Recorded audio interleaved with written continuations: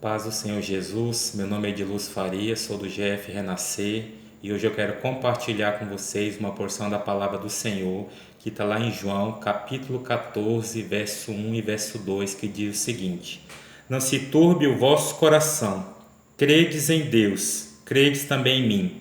Na casa de meu pai há muitas moradas, se não fosse assim, eu vos teria dito, vou preparar-vos lugar. Essa porção da palavra, Jesus começa a falar com seus discípulos quando ele terminou a última ceia e ele está prestes a ir para o Getsêmani e ser preso e ser crucificado. Então Jesus começa a ensinar os seus discípulos, a consolá-los, porque ele seria crucificado e os discípulos iam perder, né, toda a sua esperança, porque eles esperavam que Jesus era o Salvador, era o Messias. E Jesus já estava ensinando para eles que ele ia morrer e ia ressuscitar. Só que os discípulos não conseguiam entender isso. Eles só entenderam quando Jesus ressuscitou. Então Jesus começa a falar para eles. Aí lá no verso 1 diz o seguinte: Não se turbe o vosso coração. O que significa não se turbe o vosso coração? A palavra turbe vem do verbo turbar, que significa agitar, perturbar, desequilibrar. Então Jesus está dizendo para os seus discípulos o seguinte: não fique com seu coração agitado, não fique com seu coração perturbado, não fique com seu coração desequilibrado, porque nós, muitas vezes na nossa vida, nós ficamos com o nosso coração agitado, né? Nesse tempo mesmo de pandemia, onde muitas pessoas estão morrendo, pessoas próximas de nós, quando nós estamos passando por lutas, por provações, né?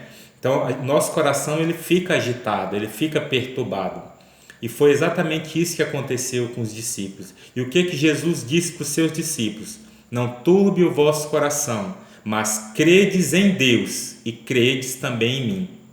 Então Jesus pediu para os seus discípulos crerem em Deus e crerem nele. No momento mais difícil da vida dos discípulos, até então, Jesus pede: creia em Deus e creia também em mim. Ou seja, tenha fé, tenha fé. Porque, meus irmãos, na hora da dificuldade, na hora da luta, na hora da crise, da batalha, dos momentos mais difíceis da nossa vida, muitas vezes vai nos restar apenas a nossa fé em Deus e em Jesus. E é isso que Jesus pede para os seus discípulos. E é exatamente isso que nós também temos que ter no nosso coração. Nos momentos mais difíceis da nossa vida, nós temos que ter fé, nós temos que crer em Deus e crer em Jesus. E Jesus diz no verso 2, ele ainda faz uma promessa para os discípulos, que também é para mim e para você. Olha o que ele diz: na casa de meu pai há muitas moradas. Se não fosse assim, eu vos teria dito, vou preparar-vos lugar. Então Jesus está dizendo que ele foi para o Pai e que ele ia preparar uma casa para nós, lá no céu. Né? Que o Pai ia preparar uma casa, que ele ia preparar uma casa. Ou seja, a nossa vida ela não termina aqui. Aqui é apenas o começo. Então nós temos que ter fé e lembrarmos que essa vida ela é passageira, ela vai passar, independente do que vai acontecer aqui. E nós temos que estar com nossos olhos na eternidade, no futuro, né? Porque Jesus foi para o Pai e Ele nos preparou um lugar para a gente poder habitar com Ele eternamente. E é isso que tem que estar no nosso coração quando nós estivermos passando por muitas lutas, provações, crises, batalhas, nos momentos mais difíceis da nossa vida. Nós temos que manter a nossa fé em Jesus Cristo. Se nós já conhecemos o Senhor Jesus Cristo, nós temos que estar alicerçado na rocha viva que é Ele. E a nossa casa ela não vai ser abalada. Pode vir o vento, pode vir a chuva, pode bater na casa, mas ela não vai cair. Por quê? Porque ela foi edificada na rocha, que é o Senhor Jesus Cristo.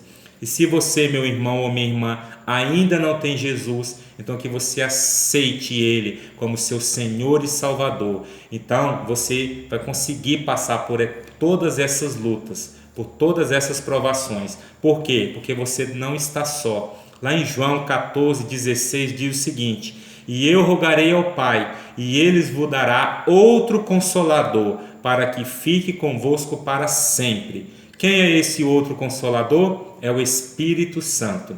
Todos nós que aceitamos o Senhor Jesus Cristo como Senhor e Salvador das nossas vidas, o Espírito Santo, o Espírito da verdade, o Consolador, ele habita nos nossos corações e ele vai nos ajudar a vencer, a passar por todas as crises, por todas as batalhas, porque nós não estamos só. O Espírito de Deus, ele habita em nós. Mas para que isso aconteça, nós temos que ter o Senhor Jesus como Senhor e Salvador das nossas vidas. Então eu te pergunto, meu irmão, você tem Jesus como Senhor e Salvador da sua vida? Se você tem, amém. Se você não tem, tome essa decisão hoje. Em nome de Jesus, amém?